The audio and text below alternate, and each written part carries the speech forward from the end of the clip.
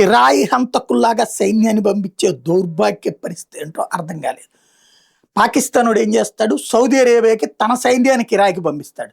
రేపు పొద్దున ఇరాన్ అడిగితే వాళ్ళకి కూడా పంపిస్తాడు. అది కర్మ ఏంటంటే జాయిన్ అయ్యేది, రిక్రూట్ అయ్యేది పాకిస్తాన్ రక్షణ కోసం, పాకిస్తాన్ సైన్యంలో పనిచేసే సౌదీ అరేబియా రక్షణ కోసం. ఎందుకంటే సౌదీ అరేబియా ఇచ్చే డబ్బుల్లో సగం ఇక్కడ ఉన్నటువంటి షాబాజ్ షరీఫ్ను వాడు ఎవరైతే ఆసిఫ్ మునీర్ తినేస్తే వీళ్ళకి ఇంతకు ముందు వచ్చే $3,000 ఇంకో $1,000 జీతం ఎక్కువ వేసుకుని చచ్చిపోతే వాళ్ళు ఒక 25 లక్షలు 30 లక్షలు ఇస్తారనుకుని పోయి హౌతీలతో తన్నుకు సచ్చి వీళ్ళు సావడమో లేకపోతే వాళ్ళని చంపడమో, ఇట్లాంటి దౌర్భాగ్యం అక్కడ పాకిస్తాన్ సైన్యానికి. అదే అని ఇప్పటిదాకా అనుకుంటే ఇప్పుడు తాజాగా బయటపడిన అంశం ఏంటంటే మొన్న ఈ మధ్యనే ఉత్తర కొరియా వాళ్ళు రష్యా తరపున వస్తే కాల్చి చంపామని అప్పట్లో చెప్పింది ఏదైతే ఉక్రెయిన్, అప్పుడు కొన్ని శవాల్ని కూడా చూపించింది. ఇప్పుడు తాజాగా చెప్తున్న లెక్క ఏంటంటే 30,000 మంది కిమ్ సైన్యం రష్యా తరపున యుద్ధం చేయబోతున్నారట ఉక్రెయిన్ మీదన.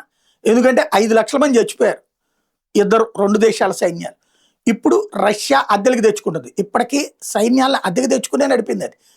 ఇప్పటిదాకా జరిగినవన్నీ చెచెన్ తీవ్రవాదుల్ని వాడుకుంది తన సైన్యం కింద.